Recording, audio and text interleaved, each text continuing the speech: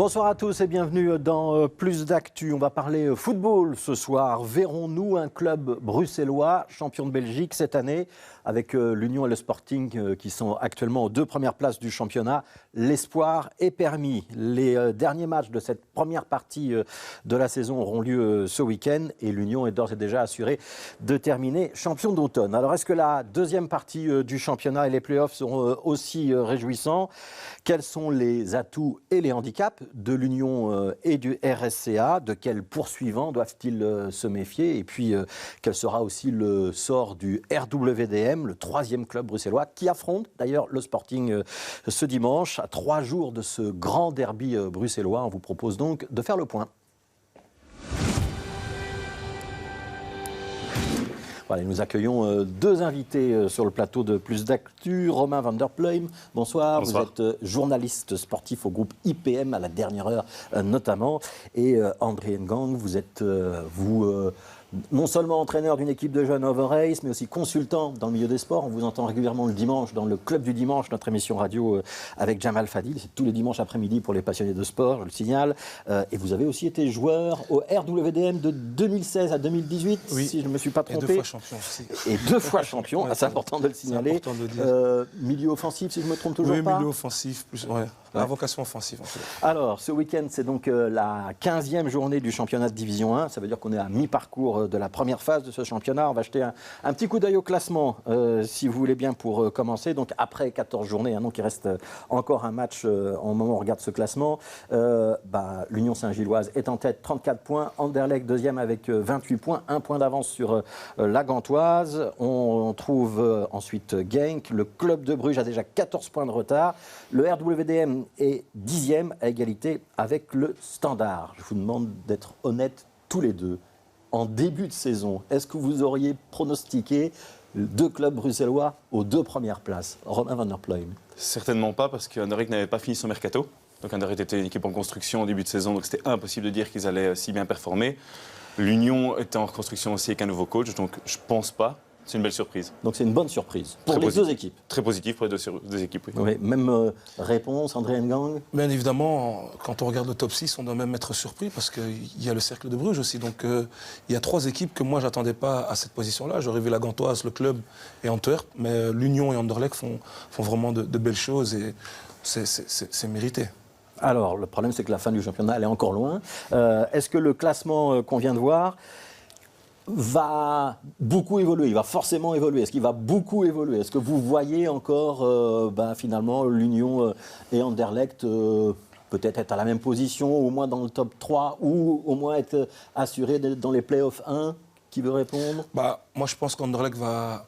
En fait, Anderlecht est très stable et continue dans une bonne dynamique. Je pense que l'Union va avoir un coup de mou et c'est ce coup de mou-là qui va être déterminant pour la fin du championnat. Anderlecht n'a pas de Coupe d'Europe à jouer, ils n'ont que la Coupe de Belgique. Donc, a priori, c'est l'équipe qui a le plus de chances de pouvoir terminer dans les 2 premiers. Ouais. L'Union doit faire attention de bien gérer parce qu'ils sont encore qualifiés. Ils sont encore en Coupe d'Europe. Ouais. Ils ont la Coupe de Belgique et c'est un club très ambitieux qui veut jouer sur tous les tableaux. Ouais. Vous n'allez pas vous faire des amis du côté du Parc d'Uden parce qu'on a un peu l'habitude que l'Union soit champion d'automne. On espérait que cette fois-ci, ce soit champion en fin de saison. Vous êtes en train de ruiner nos espoirs. Bien sûr, les derniers, c'était en 1960, donc ils vont peut-être pouvoir encore attendre. Hein, mais en attendant, ils ont des chances. Mais je pense qu'Anderlecht, vu le mercato qu'ils ont fait, a plus de chances de pouvoir prendre le titre. Romain van der Pleum, est-ce que vous partagez l'analyse ou est-ce que l'Union a une chance de se maintenir à ce niveau-là jusqu'en fin de saison? C'est très dur à dire, mais je suis à la fois d'accord et pas d'accord. Je commence fort. C'est que Anderlecht est vraiment stable. C'est une équipe très expérimentée. Ils ont fait venir des cadres. On pense à Delaney, Schmeichel, des mecs qui ont beaucoup d'expérience. Et ça, André l'a bien dit, ça compte sur le long terme, sur le fait de pouvoir jouer le titre. Par contre, l'Union joue tellement bien au football que j'ai envie de croire à cette équipe. Et j'ai envie de croire qu'elle va continuer à durer et la montrer depuis déjà 2 ans et demi maintenant, qu'elle savait maintenir un niveau très haut, même si elle n'arrive pas encore à conclure. Ouais. Des 3 clubs bruxellois, c'est lequel que vous suivez avec le plus de plaisir, peut-être pour le terrain et peut-être aussi pour ce qui se passe en dehors du terrain? Moi, je suis payé pour suivre Anderlecht plus, mais j'ai pris plus de plaisir en voyant l'Union jouer depuis le début de la saison. Et Genk et Gand, qui sont mes coups de cœur en tant que puriste amateur de football. Pourquoi? Parce que leur jeu est plus plaisant? Tout simplement, c'est du beau jeu, très offensif, très rapide. Pourtant, on pouvait penser qu'avec le coach de l'Union, Blessing, ça allait être beaucoup de pressing, etc. Je trouve qu'il a réussi à mettre une touche très, très agréable dans son football. Oui, André Gang, l'équipe la plus sympa à suivre? En fait, en tant que coach, je regarde plus ou moins les trois parce qu'il y a trois approches différentes à chaque match. Je regarde Anderlecht parce qu'Anderlecht a vraiment une sécurité, une rigueur dans son jeu. L'Union est plaisant. Quand vous regardez l'Union, vous ennuyez jamais. Jusqu'à la 90e, même dans la Coupe d'Europe, ils peuvent aller marquer. Et je regarde Molenbeek parce que c'est le coup de cœur, j'y ai joué. Mais je regarde Molenbeek avec plus de stress parce que je me dis, on a gagné, on a joué 3-4 matchs où on menait jusqu'à la 95e et on se faisait revenir ou perdre. Et là, il ne faut pas être cardiaque quand vous regardez le WDM en ce moment. Alors, on va rentrer dans le détail. Si vous voulez bien, on va commencer par l'Union Saint-Gilloise. Je vous propose d'écouter Alexander Blessin et Loïc Lapoussin. C'était il y a une dizaine de jours, après la victoire contre Courtrai, lanterne de rouge du championnat. Interview d'après-match réalisée par nos confrères d'Eleven. C'est clair que c'est plus difficile, surtout quand on change les genres de position. Mais de minute en minute, c'était de mieux en mieux. Et quand on marque, ça rend les choses encore plus faciles. Je crois en chacun de mes joueurs. Je n'ai pas un 11 spécifique. Je leur dis à chaque fois, c'était une performance sérieuse. On avait à cœur de renouer avec la victoire avec notre défaite de jeudi. Aujourd'hui, c'est chose faite. Et je pense que la trêve arrive au bon moment. Après, on a le groupe pour. On a les joueurs qui sont sur le banc, qui dès qu'ils rentrent, ils sont aussi performants. Donc c'est positif, il faut continuer sur ça. Ouais, André Ngang, c'est positif, il faut continuer. L'importance du noyau, c'est une bonne équipe, un bon recrutement pour l'Union Saint-Gilloise cette saison? Si on doit qualifier, caractériser l'Union ces 3 dernières années, c'est en termes de recrutement. Il n'y a personne qui fait mieux en Belgique. C'est recrutement et c'est à la revente. Donc ça veut dire que c'est un club qui investit, qui sait choisir et qui sait revendre. Tout simple exemple, petit exemple, Victor Boniface, vendu à Leverkusen, acheté pour rien, revendu à 20 millions. Il est déjà l'un des meilleurs buteurs en Allemagne. Donc je veux dire, c'est un club qui sait. Et j'ai regardé un peu les joueurs, quand vous regardez la moyenne d'âge à l'Union, c'est 24-25 ans. Donc c'est des joueurs qui ont déjà une certaine petite expérience et qui viennent performer et parfaire leur expérience au championnat belge. Donc l'Union est dans un bon mood, comme on dit aujourd'hui à Bruxelles. Et je pense que Blessing a repris quelque chose qui était quand même... C'est pas facile de reprendre une équipe qui fonctionne bien. C'est difficile. Et donc, chapeau au coach. Parce que, allez, on a tous rêvé avec la remontée en division, enfin tous les amateurs de foot et tous les Bruxellois, avec Felice Mazou, puis il y a eu Burgess, et puis on a eu Van Zer, Thomas, Undav. Les hommes présidentiels, ils passent les uns après les autres. L'Union reste. Ça peut encore continuer quelques saisons? Mais bien sûr, quand vous voyez qu'ils viennent d'acheter Amoura, ils l'ont acheté pour très peu. Il est déjà sur le marché des transferts, il coûte déjà cher. Donc ça veut dire que l'Union a un board, un comité qui fonctionne très bien, une cellule de recrutement qui fonctionne très bien, une analyse de data qui est parfaite, ça se prouve sur le terrain. Parce qu'après, il faut encore mettre tout ça en musique.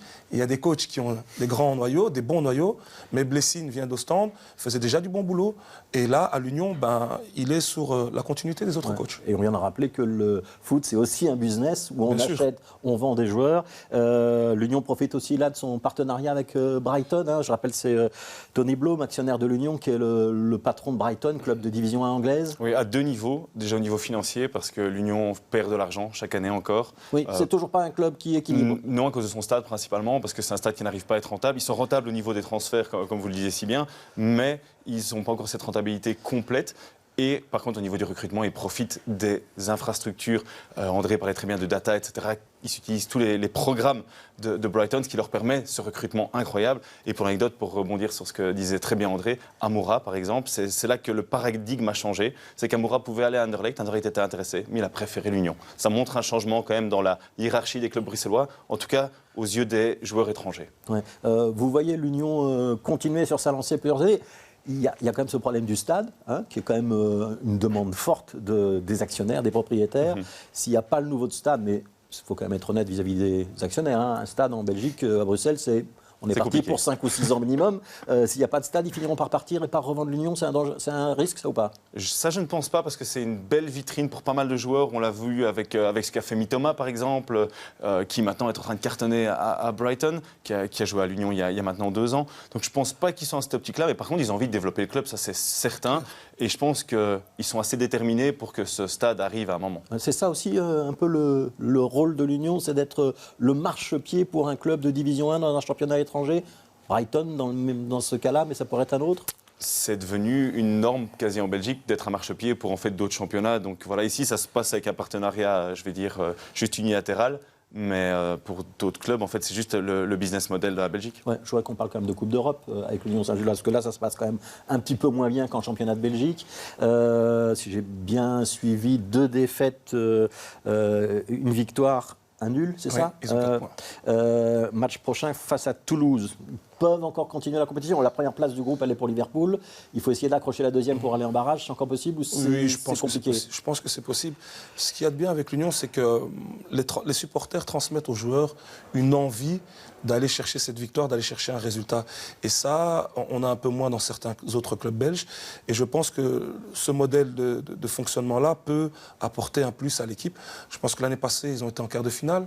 Donc, c'est faisable. Une équipe belge en quart de finale d'Europa League, ça faisait très longtemps qu'on n'avait plus vu ça.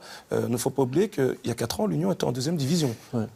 Remarque, tout à l'heure, André Ngang disait l'Union joue sur tous les tableaux. Et il sous-entendait peut-être que qui trop embrasse mal les trains. C'est-à-dire qu'il y a peut-être trop d'objectifs à l'Union Saint-Gilloise. Vous êtes d'accord avec lui ou pas? Oui, ce sera peut-être une clé dans les playoffs. Ils seront peut-être encore plus relevés que jamais, ces playoffs, surtout qu'on est de retour avec un système à 6 en playoffs, donc c'est-à-dire plus de gros matchs. Mais l'année passée, et je pense qu'André ne dira pas le contraire, l'année passée, ils ont fait des superbes campagnes des 2 côtés. Ici, quand on voit la richesse qu'ils ont offensivement, ils changent un joueur, c'est pas grave. Non, il y a moyen de jouer sur le banc est riche. Il y a vraiment une richesse dans l'effectif, mais clairement, c'est plus facile de se concentrer sur un seul objectif, c'est un fait. Ouais. Allez, on ne va pas jouer à Madame Soleil, mais vous allez prendre un petit risque. Je vais vous demander sur une note de 1 à 10, les chances de voir l'Union Saint-Gilloise champion de Belgique en fin de championnat. André Ngang. 7. 7 sur 10. Romain Van der Plein. Je vais dire 7,5 pour être un rien plus optimiste. Voilà. Mais je suis complètement d'accord. Et ce dimanche, on signale que l'Union ira à la Gantoise. L'autre gros match de ce dimanche, c'est donc ce fameux derby où Anderlecht va recevoir le RWDM. Vous vous souvenez du dernier match entre les 2 équipes? Je pense que c'est une défaite 2-0, non Je fais confiance à la mémoire d'André parce que je alors si je ne me suis pas trompé... 94 ou 95. Alors, j'ai pas les mêmes statistiques, mais c'est peut-être moi qui ai tort. Moi, j'ai noté 91 et un score final de 2-2. Ouais. Non, pardon, 2002, pardon, et un score final de 2-2. Et par contre, un grand match en 91. Vous vous souvenez de ce qui s'est passé en 91? J'avais 1 an, donc ça risque d'être un peu dur. Ouais, Anderlecht, sacré champion, après un envahissement de terrain, alors qu'il restait 3 minutes à jouer. Ça fait un petit peu scandale à l'époque. Allez, on va commencer par le RSCA dans ce derby. On écoute Brian Riemer. C'était après le match nul face à la Gantoise, toujours pour la 14e journée. Et ce sont toujours des propos recueillis par la chaîne Eleven. J'étais très inquiet pour aujourd'hui. Si vous aviez vu Jan Vertonghen, il n'a pas pu s'entraîner de la semaine. Torgan avait des problèmes à son genou et était malade encore hier. Francis Amouzou était également absent. Il aurait fallu qu'on soit plus juste en première mi-temps. Je pense qu'on aurait pu prendre de meilleures décisions. J'ai l'impression qu'on commence bien la deuxième mi-temps, en tout cas c'est mon sentiment. Mais on n'a pas su rester dans leur moitié de terrain. On perdait la balle trop rapidement. On leur a laissé dominer la rencontre. Alors Romain Van der Plein, sur les interviews d'après-match, c'est toujours un petit peu daté quand on les écoute une semaine plus tard, mais il a raison d'avoir des sueurs froides ou des inquiétudes quand il regarde son infirmerie, Brian Riemer. Il a surtout une grosse crainte, c'est sa défense. Il n'a pas de défenseur central remplaçant. Et donc il le disait très bien, Jan Vertonghen a joué même pas sur une jambe, mais sur un orteil, tellement il était blessé face à Gand. D'ailleurs, il n'a pas joué le premier match des Diables Rouges. Et je pense que c'est ça sa plus grosse crainte, parce qu'on parlait de stabilité, et je crois qu'André pointait vraiment ça comme point fort d'Anderlecht, et je suis assez d'accord avec lui qu'ils ont vraiment cette base très solide. Mais s'il y a un élément qui va tomber, ça va être effet domino et le reste risque de tomber aussi. Donc il faut être attentif à ce secteur de jeu-là. Ils vont acheter en janvier, déjà, c'est déjà annoncé. Il faut acheter en janvier. Ils vont le faire. Ils vont le faire. Voilà. Vous savez déjà qui? Non, malheureusement. Ce sera à lire peut-être dans votre journal bientôt. Vous m'avez dit tous les deux, et là je suis un petit peu étonné que c'est une équipe particulièrement stable. Moi, quand je regarde les résultats, mais je m'y connais moins bien en football, je reconnais, je vois Anderlecht qui trébuche au Standard, et puis qui, par contre, quelques semaines après, s'impose facilement face au Cercle de Bruges 0-3. Ça donne quand même l'image d'une équipe qui n'est pas si régulière que ça. Ils ont eu un off-day contre le Standard. Complet. Parce donc ça, c'était une erreur de parcours. Ils mènent 2-0 à la mi-temps et il y a une erreur de gestion de match. Mais par contre, le match qui marque le plus ce qu'on disait au niveau stabilité, c'est celui face à Gand, où en fait, ils sont beaucoup moins bons que Gand. Techniquement, tactiquement, c'est beaucoup plus faible. Mais défensivement, ils ont fait un match extrêmement solide. Et ça montre que cet Anderlecht sait s'adapter aussi. Et c'est perdurer grâce à ce système qui peut changer d'un match à l'autre aussi. Ouais, donc c'est ça aussi au football, il faut savoir s'adapter. On n'est pas forcément les plus forts, mais on peut être les plus malins et les mieux organisés. Bien sûr. Et je pense que ce qu'il faut noter sur Anderlecht, c'est le recrutement. Le recrutement d'Anderlecht, il est parfait. Ils ont pris des joueurs d'expérience avec Hazard, Vertonghen qui ont déjà la trentaine, Schmeichel, Dolberg qui a déjà joué quand même dans pas mal de grands clubs. Et ils ont quand même aussi cette petite touche qu'Anderlecht n'oubliera jamais. C'est cette formation à la Nerpé, on dit nerpédoise ou Medi Nerpéd, avec Sardella, De Bast, et Strokens et Léoni. Donc c'est 4 joueurs. Donc ils gardent ce que les autres clubs bruxellois n'ont pas, comme l'Union, comme Molenbeek. Là, il y a encore cette touche. Nerpéd reste le centre de formation. Donc ils trouveront une solution. Mais au-delà de ça, quand on regarde les matchs d'Anderlecht, c'est consistant. On peut ne pas aimer, c'est peut-être pas beau, ils n'ont pas la possession, mais Anderlecht gagne. Anderlecht gagne et perd très peu, n'a perdu que 2 fois. Comme l'Union. Donc ça veut dire qu'ils sont là. Ouais. Vous avez été joueur au RWDM. Affronter Anderlecht, ça reste quelque chose de particulier. C'est un derby qui a une odeur particulière. Bien sûr, j'ai joué dans d'autres clubs auparavant, comme Diegem ou Overijse. À Diegem, j'ai joué contre Anderlecht. J'ai joué contre Anderlecht, ça reste toujours...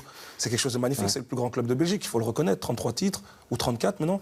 Je pense que pour tout Molenbeekois, jouer contre Anderlecht, c'est le match qu'on ne doit pas rater. Le problème, c'est qu'aujourd'hui, quand on regarde Anderlecht et Molenbeek, à Anderlecht, il y a des quêtes de Bruxelles, mais à Molenbeek, il n'y a pas de quête de Bruxelles. Il n'y a pas de figure emblématique comme on avait avec les Alain Haidok, avec les Boskamp, avec des gens qui se disent « Moi, Molenbeek, ça représente, c'est un emblème ». Et là, on perd un peu de la saveur dans ce derby. Il y a un peu moins de tripes, voilà. Pour le dire de cette manière. Comment ils vont aborder le match? Est-ce que malgré tout, c'est quand même le match de la saison et qui va galvaniser un petit peu les Molenbeekois ou pas? Oui, clairement, ce sera le match de la saison. Et je pense que c'est parce que la rivalité est plus récente. L'Union, c'est une rivalité d'antan. Et donc, il y a moins ces chamailleries-là, même si, en fait, il y a un super respect entre les supporters des deux camps. Ça, faut le noter, parce que c'est assez rare des clubs ennemis. En fait, les supporters sont assez respectueux. Il y a quelques bagarres, quand même, de temps en temps. Il y a toujours... Paris de Saint-Gilles, mais voilà. On va passer vite. Voilà. Mais je pense qu'il y en a quand même vachement plus dans certains autres derbys. Mais clairement, c'est un duel qui restera à part dans l'histoire du football et je suis content qu'il soit de retour, en fait. Ouais. Alors, on va entendre le RWDM pour terminer. L'entraîneur du RWDM, c'est Claudio Cazzappa. Et c'était après une victoire sur le terrain de peine, 1-3. Et ça faisait quand même quelques matchs que le RWDM n'avait pas gagné. Ça me manquait, quoi. Ça me manquait. Et après ce troisième but-là, c'était la délivrance totale pour les joueurs et pour nous aussi sur le banc. Je parle souvent avec l'équipe qui va démarrer, mais les joueurs qui sont sur le banc, ils sont aussi importants. Alors, André Ngang, une longue série de matchs sans victoire. Là, on a renoué avec la victoire. Le BDM va essayer de rééditer l'exploit dimanche prochain. Vous croyez à une meilleure partie de second championnat, une seconde partie de championnat meilleure pour le RWDM? Le problème du RWDM, il est comme à Lyon, hein, c'est le propriétaire qui décide de tout. Donc voilà, le plus important, c'est Jean Textor. On a besoin de renforts. Et on perd un peu notre identité avec tous ces transferts qui arrivent.